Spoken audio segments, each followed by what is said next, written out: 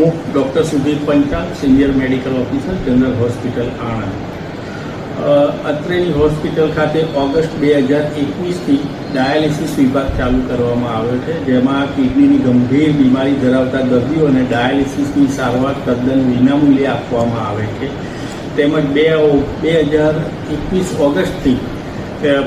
પ્રતિદિન ને પ્રતિવર્ષ નવા ડાયાલિસિસના કેસીસને પણ સઘન સારવાર આપી છે, જેમાં આંકડા આપું તો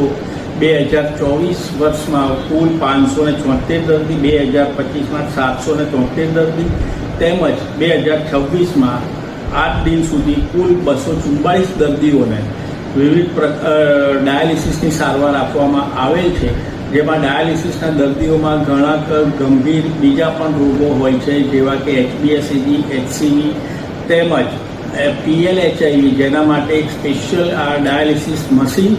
તેમજ સ્પેશિયલ રૂમ સરકારશ્રી તરફથી માત્ર આણંદ જનરલ હોસ્પિટલને ફાળવવામાં આવે છે, જે જનરલ હોસ્પિટલ આણંદ માટે ગર્વની વાત છે। તમામ ડાયાલિસિસના દર્દીઓને